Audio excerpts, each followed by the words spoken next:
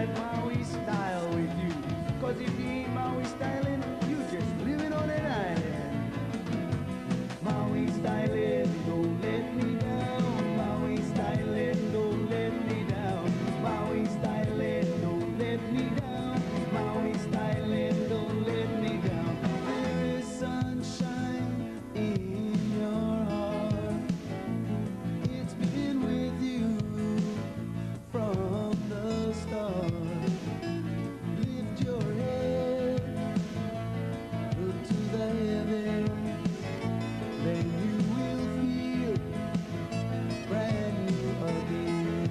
Don't stop me now, Maui styling, don't let me down. Maui styling, don't let me down. Maui styling, don't let me down. Maui styling, don't let me down. Reach out your hand and help each other. Your mother, your father, your sister and brother. There is love in this family. Pick yourself up and get on your feet. Don't stop me now, Maui styling, don't let me down.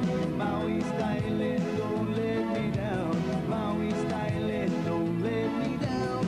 Maui styling, don't let me down. Makena styling, up country styling, Kaupo styling, Kahanapali styling, Hana styling, Wai'ehu styling, Bahia styling, Keanai styling, Maui styling, don't let me down. Maui styling, don't let me down. Maui styling, don't let me down. Maui styling, don't let me down. Maui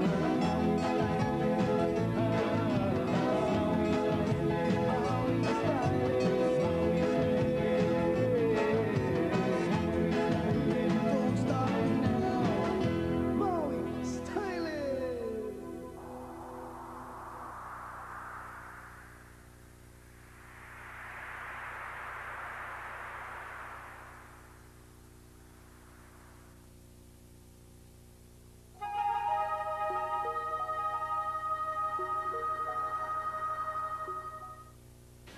Aloha! This is Jason Schwartz out in beautiful Kipahulu, Kaupo. Are we right on the edge? Well, we call this place Kalepa. Kalepa. And I'm here with Mr. Jonathan Starr. Many of you know Jonathan. Aloha. Aloha and welcome to Kalepa, and we are between Kaupo and Kipahulu. And you have got a beautiful place here. Well, I didn't create it, but I'm very honored to be its guardian and the person who gets to utilize it for a short lifetime. Well, you know, thank you for having Ariel and I out here. We're looking forward to today, not only to come out and enjoy your place, but to enjoy you. You're, what do they say, a quiet but mighty force. You know, I think a great example by what you've done here, you were just saying, you've learned to live lightly and to be able to honor this land by doing something that I think is great. Your place is, how big is this place? Well, this property is 65 acres, and well, my sister has property which is of an equal size, and there are not too many other people living in the vicinity. There's quite a few cattle and quite a few wild pigs, but we make up most of the population of Kalepa and Na'apu'u, which is the neighboring. So you're not from here, you're like me. You sound like you're from New York, like me. I was born in Midtown Manhattan. Oh, I'm a Brooklyn guy. And moved to the Bronx and actually left there quite young. I left New York City when I was 16 years old. Wow. And got an education and a school of hard knocks and the school of the road, and learned how to work and learned how to build electrical and electronics, and I was a printer, and I was a monk in India for a while and managed construction projects in Africa. So I've done a few different things. And had the fortune to live all over the world, and I was also fortunate enough to come here to Maui and to this part of Maui when I was still a teenager. Oh. Shortly after I left New York City, and I realized this was the best place on earth, not only for the place and the land, but the people. And from that moment on, I knew I wanted to live most of my life here, and I've been fortunate enough to be able to do so. Well, I appreciate this beautiful Maui. I'm only here 10 years, and it's gorgeous. I imagine way back when it was, what do they say, more primal. Well, it's still pretty elemental out here, but I mean, other places were possibly a little bit more elemental. I remember as a teenager working up in Ka'anapali in Napili, building the first of the hotels and condos up there, and it was still pretty wild country up there. Yeah. And most of what we know as Kihei didn't exist, and the beaches were really a lot wider than they are now. Most of those real wide beaches are gone. Yeah. So it's definitely changed, and it's still changing, but it's still the best place I've ever been. I agree with you. I guess the most important reason that I originally was coming out here was because I wanted to show these guys your photovoltaic solar system. Mm-hmm. We took a quick tour, which you're going to see in just a little while as we walked around, to look at your system.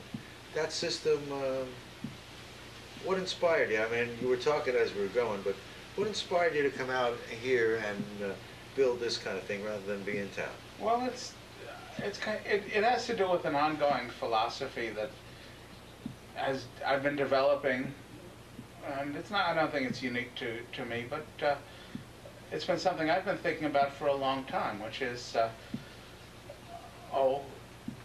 we're responsible for the way we impact the planet, and it's our duty to try to keep it as good a place as it can be, especially on a small island like this. And if we want to criticize, and a lot of us do, criticize the way,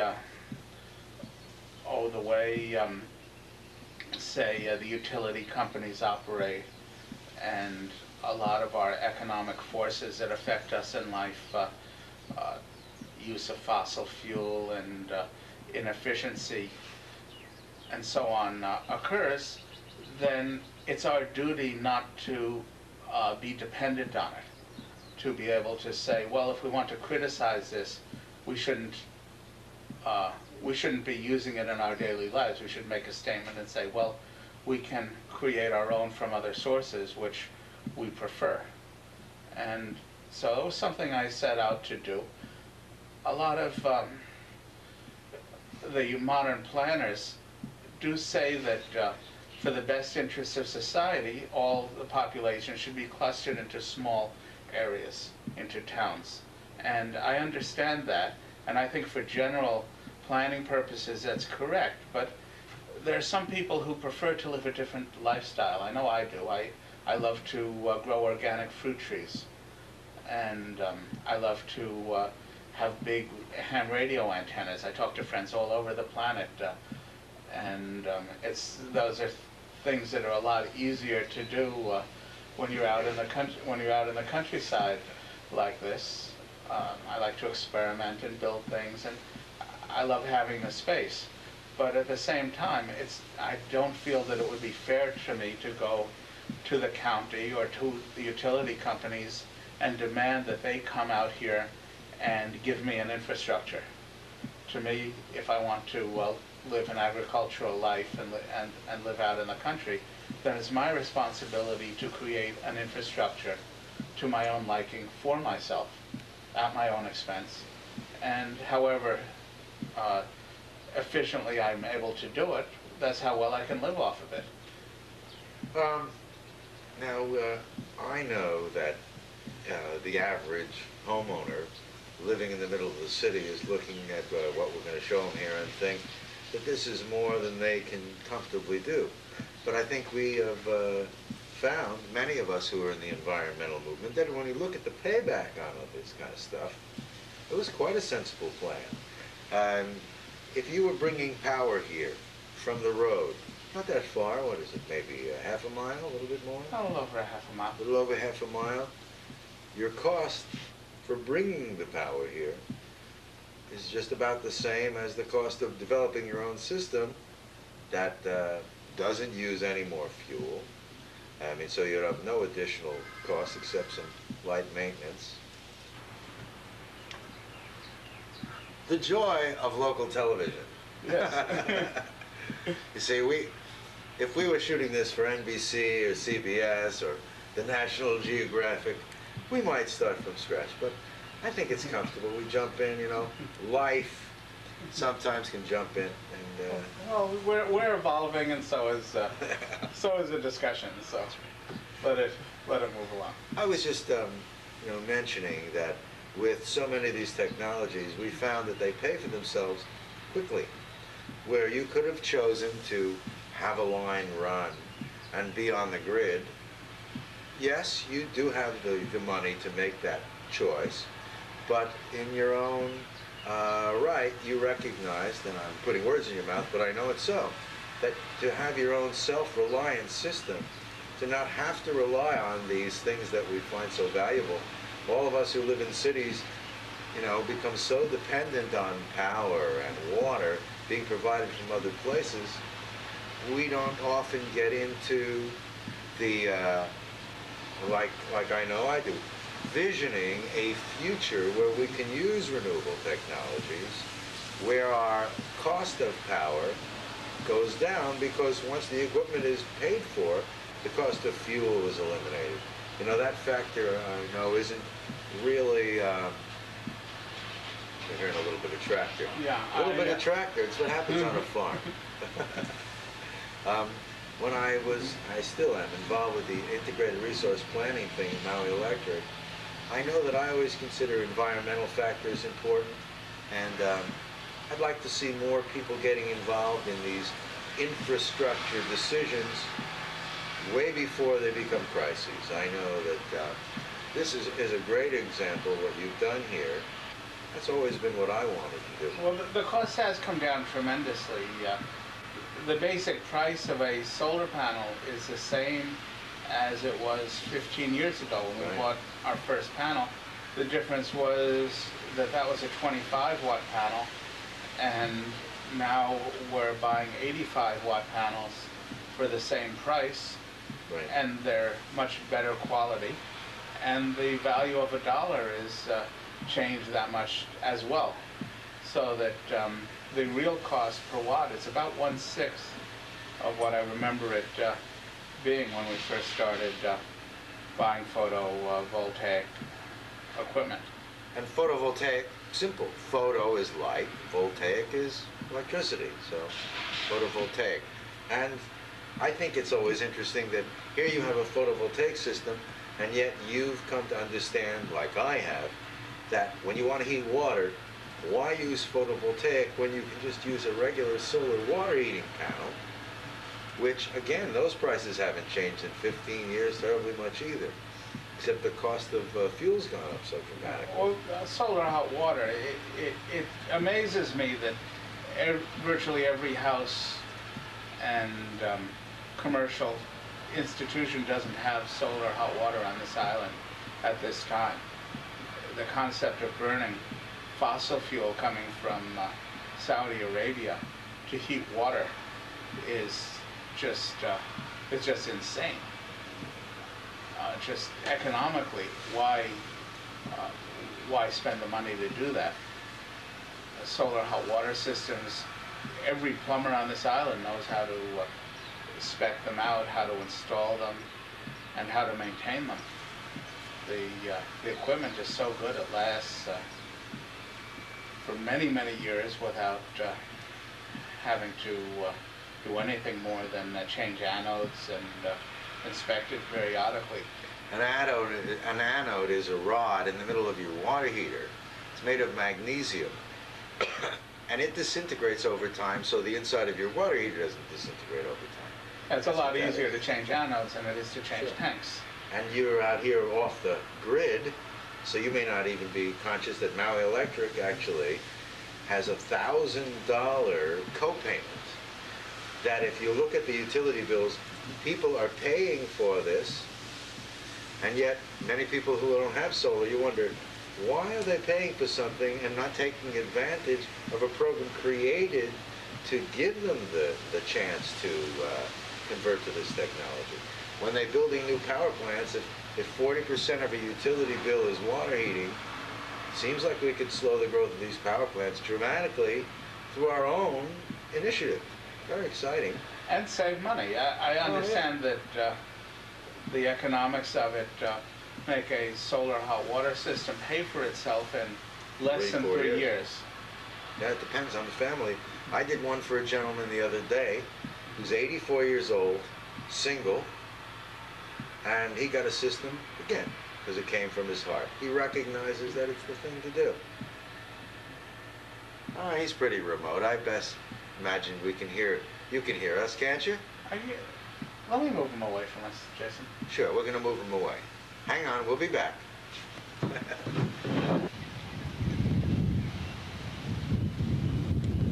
Large number of panels, but you know, not that much considering what it puts out.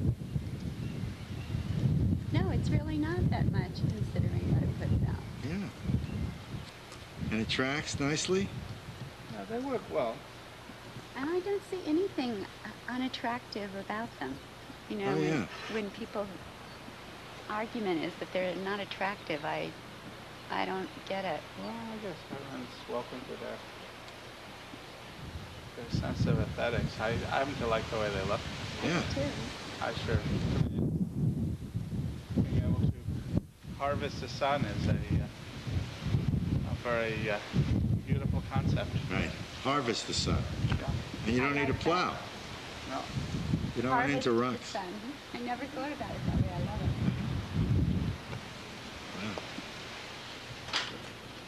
it. Your workshop. What a great space. Every tool I have here, they all run off the inverters. That's pretty amazing. The power saw, the air compressor, and the arc welder. You're a self-contained world out here, yes. That's a great argument for people who say they can't do what they want to do without electric. I mean, Power's you're good. It's trying like to- how you get it is what counts. And, What a great workshop. yeah. Did you build a lot of your beautiful wood things out of here?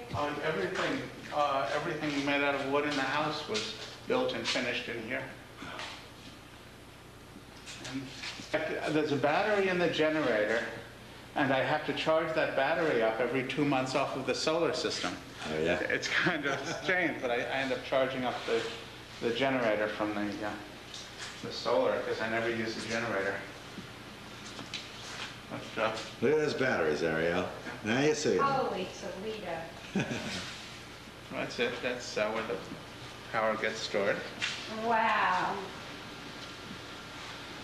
Wiring is a very heavy gauge Yeah. for low loss. And what's this next to it? Compressor? Yeah, that's an air compressor, 6 horsepower air compressor. Want one of those in the garage?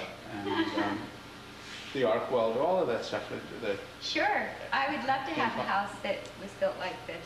Oh, yeah. Absolutely. Now, what's this little room in here? Just This is all the power palace.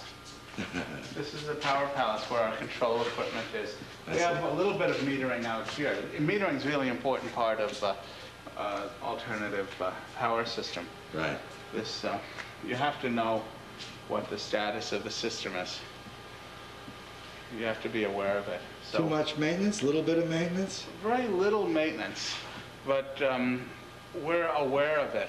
so that if a problem starts to develop, we take care of it before it happens. That sounds like a good policy for all government. And you know, the main thing with power is every day we check. You know, we check the balance. Did you know much about this before you came? I guess you had some kind of business on the mainland that were involved in power, but I guess it was not exactly related. Yeah, I've been involved with electronics and electrical equipment my whole life. I see. I was an experimenter when I was a little kid. But this is the kind of thing that people can not have to worry too much about being too technical, huh? No. It's, in fact, this meter here, this is the simplest type of metering. And all it is like a fuel gauge. And right now it says, if you have it set on amp hours, and it says minus 36, which means we're down 36 units or amp hours from zero, from absolutely full. I see. And that's almost nothing. And in about another half an hour, the batteries will be 100% full and will zero themselves out. So. And then what happens to the power? And then it just sheds. Then it just sheds the excess power. It basically turns off the solar panels. And if we were near a grid, you could, quote, sell it back to the utility company and be part of the large grid. Yeah. So you're able to use all this equipment and live and like you say, an elegant lifestyle with music and computer and communication and ham radio. It's pretty significant. Well, as long as the sun's shining, there's no need to conserve. Right. And on cloudy days, you're still getting output, yeah? Yeah, we can still get output. I wouldn't run the arc welder for 5 hours on a cloudy day. I wouldn't run the washing machine on a cloudy day. I got it. Or my water pump. I thought my little system in Kipahulu was cool because at 9 o'clock I would just barely make it through the dishes, then I would lose light. And this is my power system monitoring computer. I see. Which is kind of an ancient pre-Windows laptop that we retired from house usage, and now I just have it connected up to the power system, and I can log the power system. And I don't use this every day. Sure. I would only use this if there were a problem in the system and I wanted to diagnose it or something like that. What it allows me to do is look at all the different activity that takes place in the system. The screen is getting a lot of blur on it, but that's okay. It's just one of them things. So you can just log all kinds of data about it. I see. Yeah.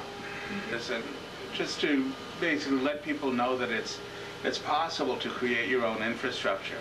The one does not need to wait for the county or the utility company to come along and do it for you. It's possible to do it oneself and to do it well and do it maintainably. Right. To me, that was the most important aspect of the project, was planning on how the systems would work and to build them efficiently, not to have to keep rebuilding them year after year after year, but to do them one time properly, and then to just put them into a maintenance cycle that was cost effective.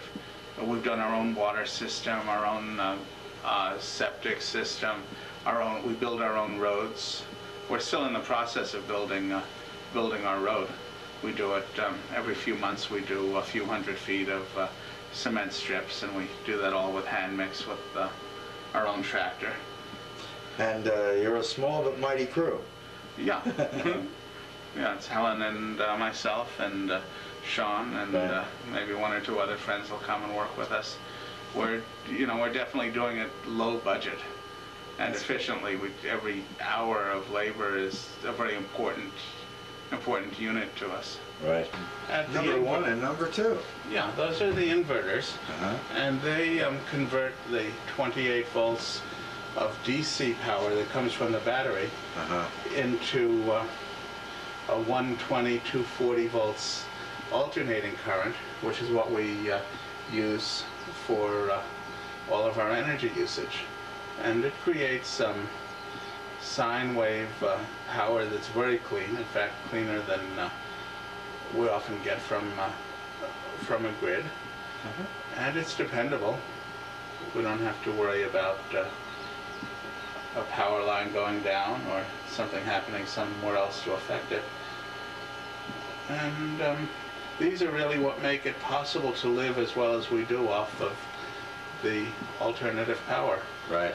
Because in the old days we used to have to live off 12 volts DC. Yeah. And that required special appliances, large wires, special switches, and it was not as efficient. These are 95% efficient, and so far I've not had any maintenance problem in them at all. And it looks like our kitty is happy, no problem here from power things, huh? No, it looks There's no radiation or any kind of challenge with these big units around. No. Well, I'll tell you the one challenge with them. The one challenge is to keep the geckos out of them. It's true. Technical problem. That's the biggest problem that people have in maintaining them, is that geckos will feel the warmth of them and try to crawl inside. Yeah. So it's very important to keep them well screened and to maintain the screening. Because when the geckos crawl inside, they'll crawl across one of the transistor terminals and short it out. Oh. But really, that is the maintenance problem with inverters of today. As long as they have airflow and they can stay cool, and you don't have geckos getting into them, they'll last for 10, 20 years without any hitch. Great setup. Water to your batteries every few months. Right. Normal things that we should do anyway. How long did it take to build this place? It's beautiful. Well, I spent a year building infrastructure, and I spent a year building the house. And to me, the infrastructure was more interesting than building the house was. Well, like you said, if you build the power first, then you don't have to use alternatives. You can go right straight and use the power. Good one. Yeah. Tom Booth, it's in process, huh? Yeah. That's beautiful. It is very, you did a very good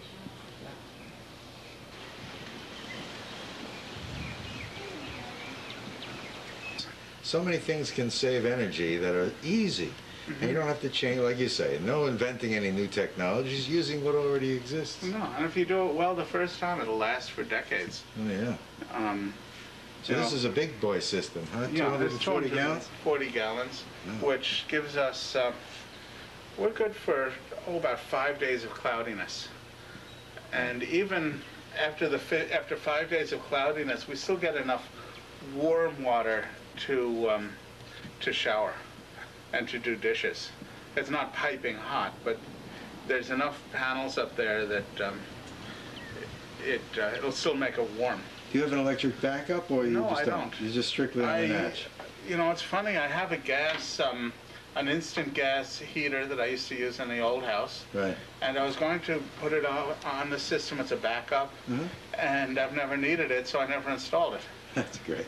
The system's just big enough that it creates a surplus.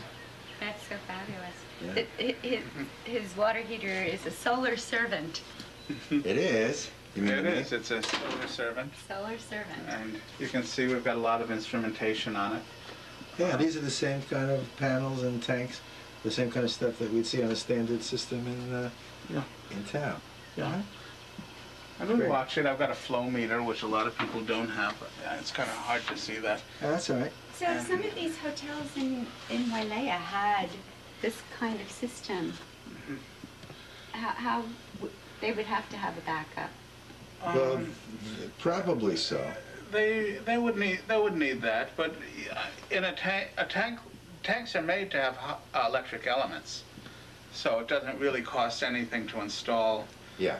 A real electric backup. But in a place like Wailea, there's so much insulation. Insulation being the amount of solar heat available. Insolation, S-O-L, not insulation, see?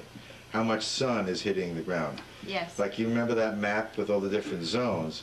That is like the highest zone there, and a couple of other spots here on the island. Yeah, and that would be the first candidate location on Maui to use solar. It seems so crazy that they Well, don't have you know, it was doesn't 10 years ago I talked to them, but I guess the old expression, we're too fat and happy to really be seriously looking at conservation.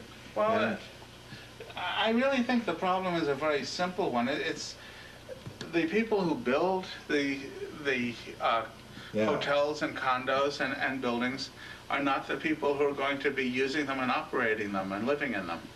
And it's unfortunate, but they have absolutely no incentive to install renewables. Also, they were telling me they would be destroying the look. So we were talking way back when about systems that were remotely installed and piped in. Even then it made sense. Well, I don't think that's a feeling. I know that, for example, the Wailea Community Association Right. Design Committee, you know, they're very concerned with how buildings and structures look in Wailea.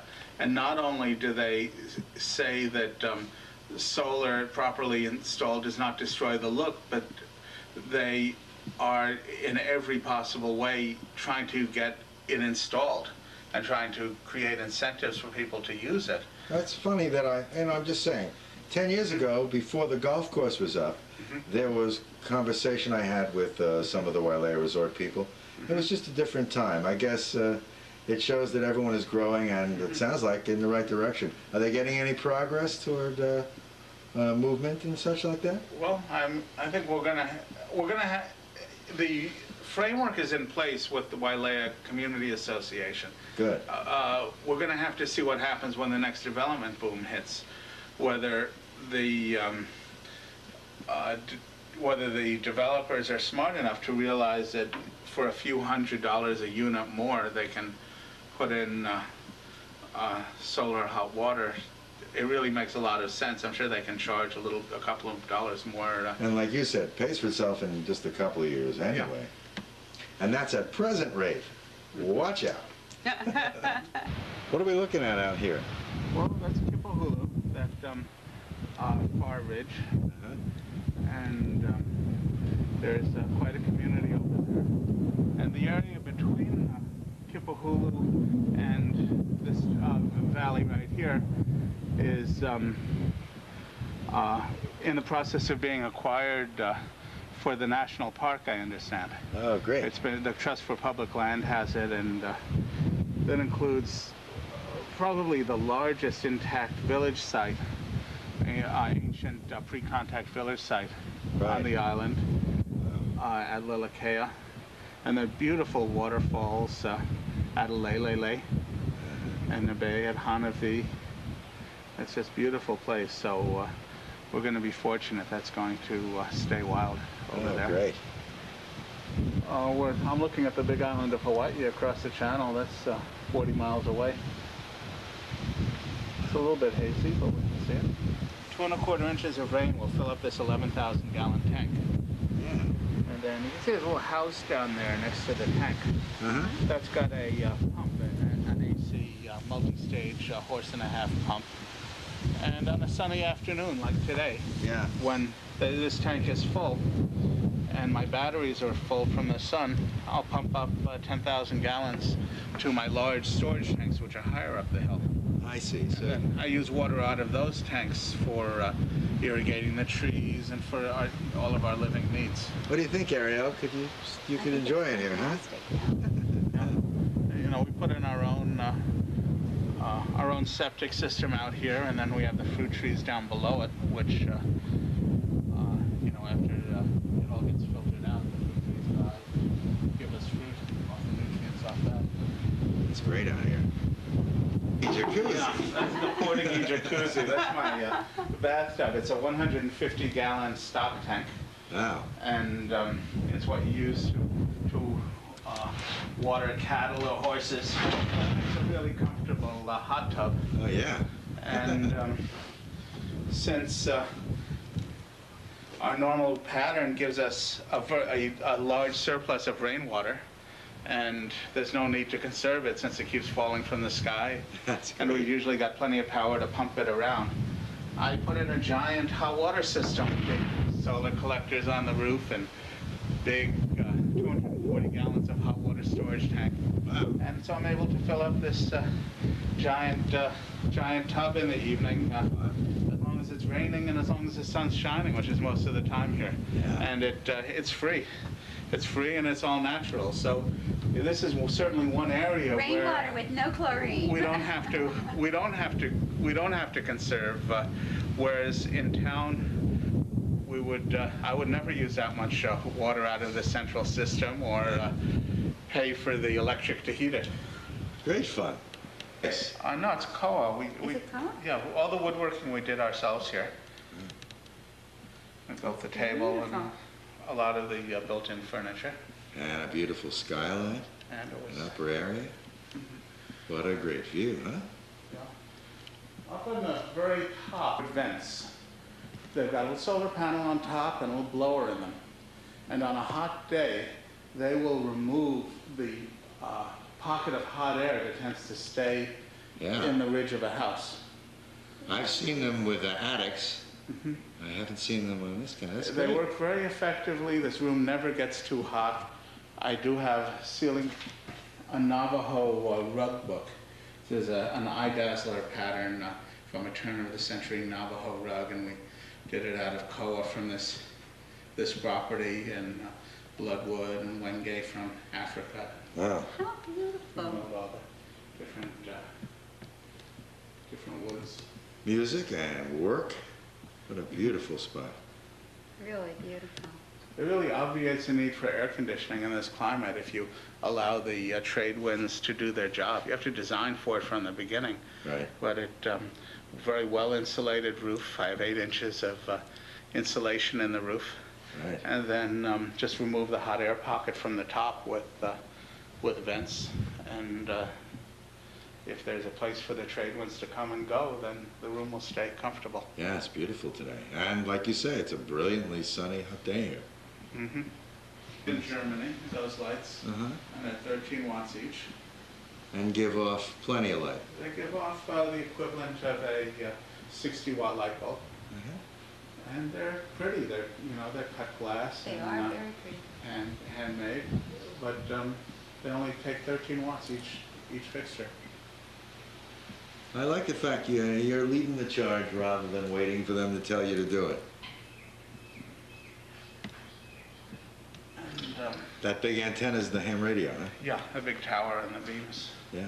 And we have friends all in Europe and Africa and Asia, Really? and we talk to them on the radio. What fun. And makes the world a smaller place. How many languages do you speak? I speak a few, but English is really the language of radio. English and also Morse code. Morse code. Either speak in English or else can also do it with Morse code, or can put the computer on the radio and send, longer messages on the computer if you want to do that. But to me, the fun thing is to just chat. There's a guy in the Falklands that I chat with regularly. He's part of an oil exploration crew and works out of the Falklands on a special vessel. That must be so much fun. We chat a few. I have another friend in Kuwait, and we talk about the weather and talk about about work and politics and whatever. Things normalized there in Kuwait? Yeah. Uh-huh. Yeah. So that's a Piero, huh? Piero Yeah. Westa. What a versatile guy he is. I've never seen a piece from him like that. That's beautiful. Mm-hmm. Yeah, so many different moods. I like this particular era of his. It looks like a really different kind of waterfall to me when I look at it.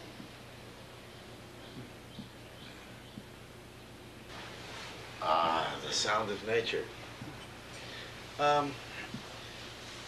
You had mentioned to me when we were talking about coming out here and doing this show, your interest in talking about alternative infrastructure. And I think we're talking about a little bit, but I'm sure that there's specific areas of passion, things that really you'd like to be able to help give to our viewers that are important to you. To me, it starts with the whole concept of community planning. And the modern concept of community planning is that people should live in small towns where they walk back and forth to the store and to work, and that the infrastructure of the community should be geared around toward servicing those small urban areas well, and to discourage people from living out in more isolated areas, because it's not efficient to run the infrastructure out to all parts of an area, especially a county like Maui, which has so many diverse and isolated places. But I also feel that there's some people who will want to live out in the countryside, as we do, because we like to raise fruit trees, and we have a lot of hobbies and projects, and our ham radio, which requires large antennas and towers so that we can speak to our friends around the world. And in doing so, I feel that we take on a responsibility for providing our own infrastructure, because it would not be fair for me to have to go to the county and demand that the county come in at the general taxpayer's expense and put in my infrastructure for me, or that the utility companies do it either. The equity lies in me saying, if I want to live away from where the utilities are, I should create my own.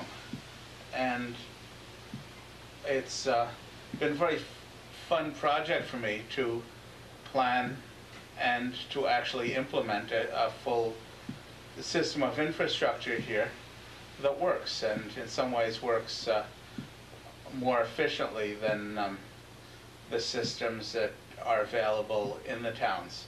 So to me, that's been the fun part of this whole project out here. Which Are you retired? well, I was in business, and I'm no longer in the business I was in. I was going to say, it seemed that now a lot of the time when I've seen you, you're very involved in community service and very much involved in putting this message out. In the old days, in Rome, for example, Those are the old days. yeah, it was certainly old days of our civilization. Okay. It was expected of people that after they lived their business career, then they go and spend a portion of their life trying to either do science, art, poetry, or community service. And I take that as a responsibility to spend about 2 days minimum of my life trying to do some service for the community. 2 days a week, you mean, not Yeah, just 2 days. Yeah, 2 days a week, I'm sorry. That's okay. 2 days a week. Well, we have such a great, large, retired community. Imagine if we had that man and woman power getting involved in things. How incredibly valuable. I know that is something that I've tried to express to some people I know, especially in areas such as Kihei and Wailea, where there are a lot of retired people with time on their hands, and many of them sit around without too much to do, and argue with each other and feel bored. And there's so much to be done. There's so much, and the brain power and the experience rests with those of us who've led a successful career. I ran a number of very large contracting and electrical and electronic display companies in New York for some years, and done construction in Africa and other places. And so it's to me it seems natural that I try to put some of that experience to use in a positive way. Are there any issues going out here in this area that we have a community forum here, so I always feel that it would be, I think, an opportunity to talk about things that may be particularly important to the people of this area? Well, I know to me the incredible wild beauty of this area is unique. It's a place where the wind blows strong, and when the rain comes, the rain drives hard, and it just really seems to inspire people, whether they're local or visitors from someplace else. People seem to travel around this part of Maui with almost a shocked expression on their face by just the strength of the beauty. And I know for me, I've seen the large property next to us is being acquired by the national park. I understand, under the control of the Trust for Public Lands, and that's a wonderful thing. And I know I would love to see Nu'u, which is a place that has a lot of archaeological significance, also put into the public domain, and maybe other areas out here as well. I really think that this is one of the places that has not been built up yet. So it's a very good candidate for being preserved, so that in future generations can know what this island once was, and perhaps may still be, if areas like this are kept wild and kept natural. You know, I see you get the large overhang. That's because you're doing water, right? You're doing water catchment. Well, I'm only looking and wondering. Now, I haven't seen too many gutters around. I always thought that would be a natural here on this island, especially when they're squawking about no water all the time. it surprises me as well. I see half of our island geographically gets 100 inches of rain or more per year. And yet very few people really collect that rain. And the rainwater that falls out here on East Maui, and some parts of West Maui as well, is wonderfully pure water. It hasn't had a chance to be polluted by any man-made or land-based source for many, many thousands of miles that it's traveled over the Pacific Ocean. It's clean, pure water, and it's falling down from the sky for free. In trying to create our own infrastructure here, water was, of course, at the top of the list. You can live without electricity, but you cannot live without water. I certainly can't grow fruit trees and vegetables without water. And so, in my own plan, I figured out what I would need to have an adequate supply of water. What it turned out to be required was almost 8,000 square foot of roofing, which I have. I have a very large roof on this house with a lot of overhang, and frankly that's a bunch more roof than I would have built had I just been thinking about living space. So you don't need any other roofs to catch the water then? No, it's all done with this roof. This roof is it's also a very stable material. It's aluminum with a triple coating of epoxy on it that's very stable and won't create any health problems from drinking off of it. And all the sealants I used in putting it together were also friendly materials. And what I do is I catch the rain that comes off this roof in very large gutters, and it flows into larger and larger pipes. We did a flow analysis at different rates of rainfall, and designed all the piping so that there would be very little wasted, even a very heavy rain. And the water goes off the roof and fills up an 11,000 gallon storage tank that's slightly lower than the level of the house. And I have a pump by that tank that pumps the water up to much larger tanks higher up the mountain. The solar power powers a pump on days when the batteries are full and I have no other use for the power. And it fills those tanks, and then I use those tanks for our drinking water, for our household use, and also for all of our irrigation. We have drip irrigation in the garden and all of our fruit trees. So we have almost always a surplus of water coming from the rain. There's, I would say, about 3 times as much rain falls as we're able to utilize. This dry season that we've had here on Maui, has it been dry over here this side as well? It was dry. At one point, we were down to 1/10 the amount of rain that we had received the previous year, which was a very wet year. And so we were definitely conserving. I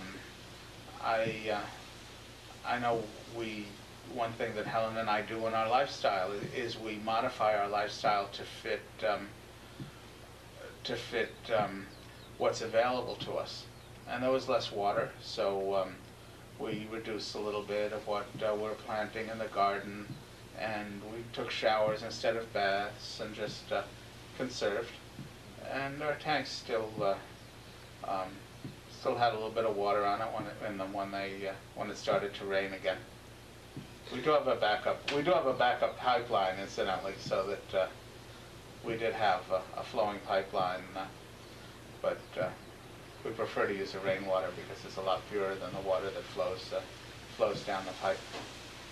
Here's an off-the-wall question. I imagine in this area, running for council would be a challenge because it's such a small community, and you got Kalani here, who I know is a good friend. Have you any political aspirations? I know that your leadership in what you're doing is quite welcome. Any thoughts of that stuff? Well, I'm certainly not running for council from East Maui. I know. Because I feel we're very well represented. Right. But I might someday. I feel that that's a place that I have a lot of respect for the people who serve us on the county council. I think that they're people who really try to do their best. And my own political interests and aspirations really aren't in that direction. They're more to just try to bring common sense to the forefront and enable the best decisions to be made. There are certainly a lot of areas where I think our government needs to hear from people about what can be done to improve and make our lifestyle the best it can, and keep the environment the best it can. To me, one of the very important issues is beach recession. The fact that we've lost 1/3 of our sandy beaches. 1/3 of our sandy beaches in the last 40 years, and they're gone for good. Is that related to things done on the beach, development-wise? Yes, it is, and this island is basically shrinking, and it has been shrinking for over 1,000 years, and that's due to the fact that we're in a period of sea level rise. Each year the sea level rises a little bit, several inches, and the island is also sinking because the lava, the magma underneath Maui, is being pumped up over by the Big Island. So since the seawater is coming up and the island's going down, the island is shrinking. It was quite a bit larger 1,000 years ago. There were times when the island was getting larger because the sea level was going down. Right. But for at least the last 2,000 years or so, the trend has been for the island to shrink.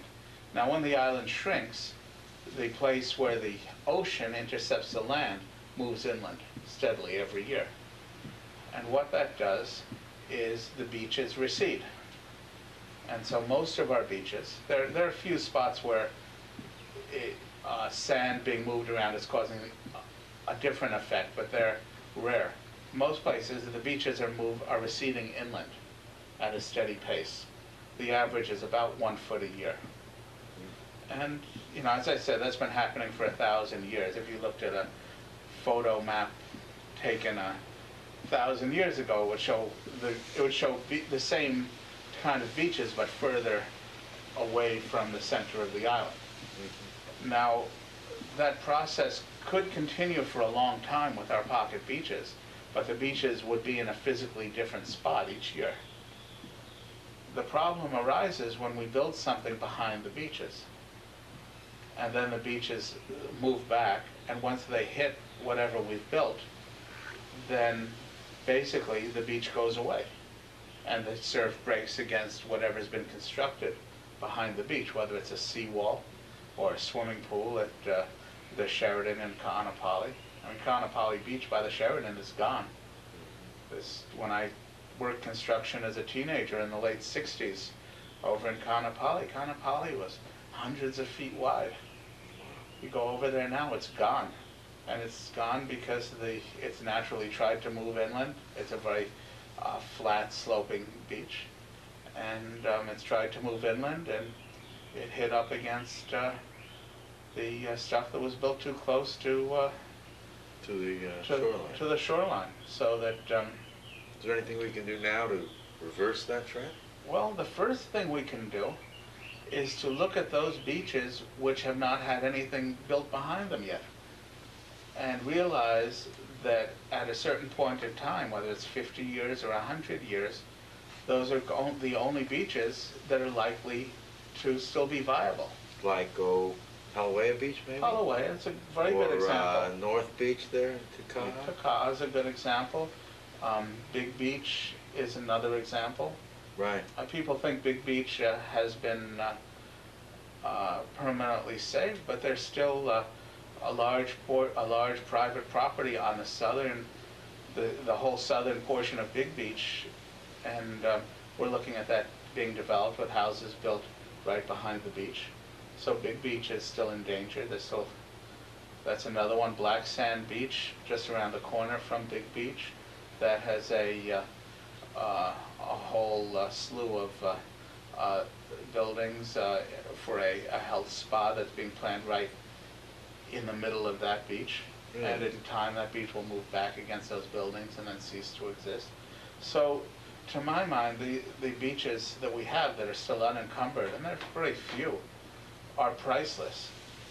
And if we really want to feel that our grandchildren, great-grandchildren can someday buy a ticket once a year to go to the beach, then we're going to have to save at least a couple of beaches for them to be able to go to, because the rest of them will be gone. Any beach with a road behind it, unless those roads get moved, will be gone. So to me that's very critical. I'm not saying that we should tear down the houses at this point that are causing the beaches to go away, but where those houses don't exist, we should know better than to allow them to be built. Hear that, planning people? You know, that's a good point. You know, it's now that we can save our future beaches. It isn't for us, at least I'm sure you can agree with me. Some people say, well, you know, I worked hard in my life, I had to earn, let's leave these problems for the future people. Technology will be here. I think nature has shown us that technology can do what it will. You can't replace something that you've already set up to get rid of. You know, we're talking about you talk about future development and what future development will do. I guess it's one of those times where we have to really make a conscious choice. What do we want to do with this island? Do we want to just use it up until it's gone? Or do we want to, you know, honor it, like this neighboring land here? Or you were talking about in this other direction, there's more land available that might be acquired to keep natural, huh? Yes, and I feel that that's certainly a place for it. It's hard for me to think that there's not a place on this island for some large areas left natural and undeveloped so that people can experience it. But I believe that increasing population and development here is one of the facts of life that we have to accept. Sure. It's unfortunate, but the only way we can stop more people from coming here would be to make this place so terrible that they would not want to live here. And I, for one, wouldn't want to see that. I think this is the most beautiful spot on earth, and other people are going to see it and come and want to live here just as we all have, whether we came here as Polynesians in canoes, or we came here on ships or jet planes. We've come from other places and found this to be the best spot on earth. So it's really our responsibility to create a process where, as our population enlarges and as more and more gets built, it's built so that it is the most efficient and beneficial use possible. Have you given much thought to urban redevelopment? I know that you can think of that in an inner city in New York or Detroit, but I know I keep looking at Kahului and saying, okay, how can we redesign Kahului or Wailuku, not destroying the integrity of what was here before, but more efficiently using this land, because the numbers that are, I guess, I don't know how the population growth rate is going this week, maybe you're conscious of, but I don't know, unless you stop making as many people, we seem to accumulate them. We do, and we've got slow, steady growth right now. A lot of people are complaining about the economy, meaning to me they're complaining that we're not still in a period of boom. And I for one am glad we're not in a period of intense, rapid growth, but that we're steadily, year by year, growing slowly, which to me is as fast as I'd like to really see us grow. I agree with you. I believe Wailuku's day is coming very soon as the fashionable and cultural community that it one day will be. I kind of look forward to that. But infrastructure is going to be our problem. We have to plan what we need. I know here in my little microcosm, I figured out how much water I was going to need, and I found what I would need to do to get it, and engineered it and built it, and it was finite. I was able to do that. We're not doing that island-wide, and we're about to realize that we're in a complete and total state of crisis with our water supply system. We are basically using more water in the central system than the aquifer is capable of providing, so that we're harming the aquifer, and at the same time, out of the 19-point-something million gallons a day of water that we're extracting from the central Maui system, the county actually owes a certain amount, approximately half of it, to the Central Maui joint venture partners. Do you know about that, Jason? In other words, that the land down in McKenna, where they are, at least as I understand it, the partners that had land at a remote location, is that it? No, it wasn't just there. It was in the mid-70s. Right. The county was way behind in water development, and not having the ability to develop water source, 5 large landowning companies came forward, and frankly we're lucky that they did. And those include Cebu, Wailea Resort Company, A&B, HCNS, and Brewer or Wailukuag, and they put the money up to develop the Iau Aquifer and to drill the wells that provide virtually all of the water in Central and South Maui right now.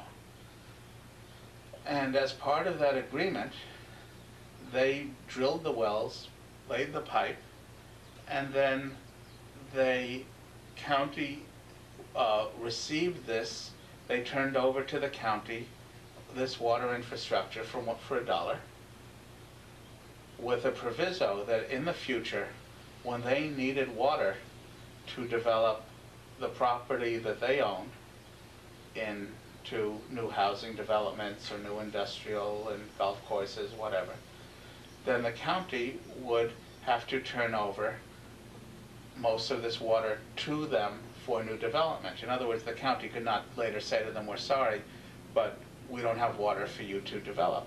So we've been borrowing on this bank account for a long time, huh? Right, and recently these companies have asked for their water back.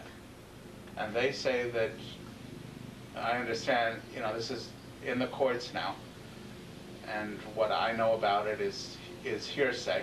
I'll preface it with that, but from what I understand, these companies say that they're owed 13 million gallons a day, and the county says they're only owed 9 million gallons or something. So they're arguing about how much they are owed. But basically, there doesn't seem to be any way that the county is going to be able to repay the water that is owed to these companies. Have we explored, have you explored here any kind of, maybe because you had a need, you have decentralized water desalination? Have you seen any things going on It's around very here? expensive. I've read several books and studies. Israel, of course, is the leader in that. It's very, very expensive. I don't really think that our situation is going to call for that. There's a much better solution that would be a lot more economical, but the first thing we have to do is admit that we're in a crisis, which unfortunately our water department still refuses to do, and to go and create a plan for an entirely new water infrastructure, which we desperately need to start planning and building. If everything that our water department plans for the future were to successfully work out, and so far none of it has worked out because of numerous lawsuits that, and the fact that the wells they've drilled so far are polluted with DBCP that causes cancer of the testicles, which is now being pumped into our upcountry water system, by the way. Wow. And also in Napili, it's being pumped into the public system there. But if everything they planned were to work out, I don't think any of it will, but if all of it did, that water would be absorbed immediately. So basically, we're in a situation where our board and Department of Water Supply have no plans and nothing in the books that will create the new source that we need. Is that going to be the limitation of population on this island, water? I think that it will for a certain period of time. I think that we're headed for a period of moratorium, which is unfortunate because we shouldn't. The water does exist, but so under the present mechanism, there's no one planning and there's no one creating new source, and to me that's a very scary position to be in. We had an interview with Hannibal Tavares, maybe a year before he passed away, and he was telling us that way back in his regime, he was jealous of Molokai and its billion-gallon storage, and that they started things in motion then. Where do you think this has gone awry? Other priorities? The old, sometimes it's difficult to remember that your original intention was to drain the swamp when you're up to your eyes in alligators. I can't myself understand how we've let this kind of stuff get to crisis point. Well, what do you think? Well, it's interesting. I go and I try to attend the water board meetings when I can, and I'm amazed that they're dealing with some very, very trivial issues when there's this giant issue sitting in front of them that they're not acknowledging. And I really think that we need a shake-up in that area. Perhaps I know some people have been discussing a possible charter amendment this next year that would take the water department and put it under the administration, so that there would be some some responsibility there. But I do believe the problem's solvable. There's an enormous amount of water that flows through the East Maui ditches. And the way it's being operated now, there's no stream flow standards being maintained in the streams. Or every single stream on East Maui is being intercepted at 4 points across the mountain, and during dry periods all of the water is being taken out of the streams, which, as Skippy Howe and other experts will tell you, is causing problems all the way down the ecological chain, you know, from the whether it's the taro farmers or whether it's the shrimps and opai and other small creatures that live in the streams, or it's the reefs, or everything is being affected down the line from that. But there's an enormous amount of water that flows in those ditches, and we have to be thankful to Cloud Spreckles and the old timers who built that infrastructure, that it's still there. The only thing is the way it's being handled and managed is really wrong. To me, what we need to do, and this is something that people seem to think is radical on Maui, but every place else that I've ever been has large water storage reservoirs, as you said. The first thing that we need to do is we need to create multi-billion gallons of storage reservoirs, which will cost money, but What's the alternative? There is no there alternative. is none. And it does not make sense to drink the water today that fell as rain yesterday. There has to be a buffer, because the rains more on one day than another. So reservoirs are source multipliers. There's plenty of source, but because we need the same amount of source every day, because it's being used every day, we're always at the limit of our resource. So the first thing is huge amounts of storage and treatment facilities. And then the next thing would be for the county to work with the state, the Board of Land and Natural Resources, and take over the control of the East Maui ditch and hire E.M.A. to operate the ditch, since it's their own they own the facility and are in a position to operate it, and to work the proper agreements with A and B, who get most of the water now, so that they can still get enough water for their sugar operation and other ag operations, but with enough storage to buffer it, so that stream flow standards can be maintained. Some water can be left in the streams so that the stream life doesn't die, and so that there's recharge in East Maui into the aquifer, which is really diminished now. And meanwhile, the county would be in control of it, and basically that would solve all the upcountry problem, and that would solve the central and south Maui problems for generations to come. How's that sound? Sounds like we're talking the right stories. You know, we could go on, and I hope that you'll consider coming on back with us here at some point for some more show. But I know the time can run on, and I think we're competing with the last episode of Seinfeld. And you know how that, so, I'm not fooling.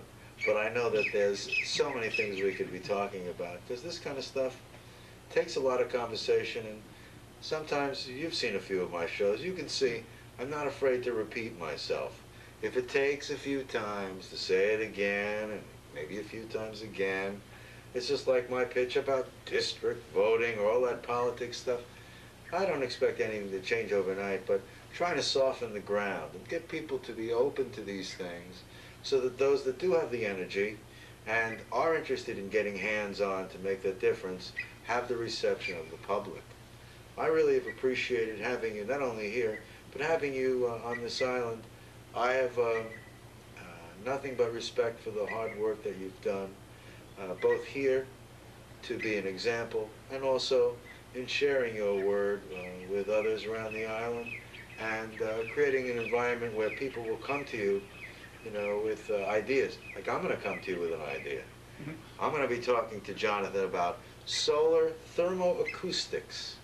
Imagine using the sun, having that sun create heat that creates sound in a tube, and using that sound in a tube to create cooling, to be able to cool produce so that farmers can have it longer in the fields, and then use the waste heat for drying produce, creating a whole alternative market for shipping of tropical exotic fruit to tons of places in the world, all from the sun. The largest single growth, well, they say the largest single area of growth for power in the tropics is for air conditioning, and some system that could do major air conditioning besides the smart solar vents like you've done. You know, there's lots of things that can be done. Well, I have heard of systems like that, and it makes sense because the more heat that you get from more sun, the more cooling you need. So it is solar and air conditioning actually make a good marriage. A good marriage.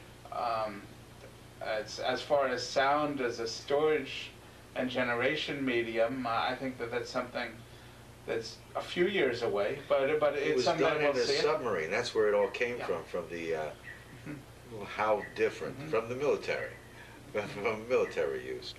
The magic of television. Yeah, well, there's certainly a lot of technologies that will make the future exciting and interesting, and I hope we're able to utilize them and experiment with them on a large enough scale on this island. One of my private peeves is that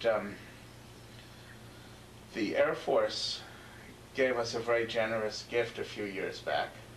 Supercomputer? Well, the supercomputer, I mean, that's a wonderful thing, but when they did the supercomputer, they gave us the power to operate a very large portion of it from the sun. Not too many people are aware that there's a 20 kilowatt photovoltaic system installed in Kihei in the high-tech park near the supercomputer. You mean the one that was a demonstration for Maui Electric for so long? That one? Yeah, it's a demonstration. Basically, it's 20 kilowatts of photo cells on stationary Right, it's stationary mounts. I remember coming and seeing it and wondering why they didn't put it on a tracking system. They used the least efficient panel of all that had been tested, actually, but it's still delivered. It's still a good system, and well, you know, I'm not. There are pros and cons of trackers, which I'll get into with you sometime. So how did they do it so hard? What was the problem? The problem is that it's not being utilized, and it hasn't been being utilized for several years. And the reason is that MACO is not capable of maintaining it, or has no desire to maintain it. I know at some of their recent hearings, they showed all kinds of studies why solar power is not good, and why the panels degrade over time and so on. But I don't know. I have first-hand experience in maintaining photovoltaic power systems, and the maintenance cycle of the panels is kind of has the excitement factor of watching trees grow. There's just not a heck of a lot you can do. You need to go and check the terminals once a year and clean any corrosion and look for any place water is leaking, and that's it. It's really sad that Maui Electric does not feel it important to maintain that system and to utilize it and produce power with it. Maybe we can find someone to take it over and do something with it. Yeah, I hope so. I bet there are some entrepreneurs on the island. Any of you out there interested? Give us a call, right? You can call if you have anything that you'd like to be finding out from us, from Jonathan or otherwise. You can always contact us at 573-3100. If you want to give your number, you're welcome to. If you'd yes, like. my number is 248-7618, and I'm happy to share the fruits of my experience, and I'm even more happy to share the many mistakes I've made in the past, which to me are the most valuable fruits of all. Speaking of fruits, we're going to go out on this fruit orchard and find the most incredible, all kinds, not only regular I call that regular mangoes, Hayden mangoes, but all kinds of exotic mangoes and Suriname cherries and figs. You've done quite a job here. Well, one proviso, for the mangoes we're going to have to wait about 10 years. But the Suriname cherries and the papayas I can promise you today. Okay. Jonathan, it's been a pleasure having you here. I hope that you've had as much fun as I've had coming out here doing it with Ariel. I know that we appreciate you very much, and it's an honor, truly, it's an honor to have people in our community that we can have on the show where it comes from the heart. You know, we were thinking only to get Chris Christopherson, but we couldn't seem to get him as easily. So maybe next time we'll all be on together and be talking. But you're a celebrity in your own right, all the good work that you've done. I know I appreciate it. And I'm sure many of you out there, if you don't know about it yet, you're going to know more about Jonathan Starr. Thank you for joining us here. Oh, it's really been fun to get together, and I hope we've inspired a little bit of thought. And I know certainly I'm available anytime to talk story about this stuff, because the more people who are interested and the more people who are experimenting with homegrown infrastructure and systems, the better our future will be, because it'll allow the larger model, our county, to also be smart in creating planning and the systems we're going to need for the future. Thank you. Thank you, Jonathan. Aloha.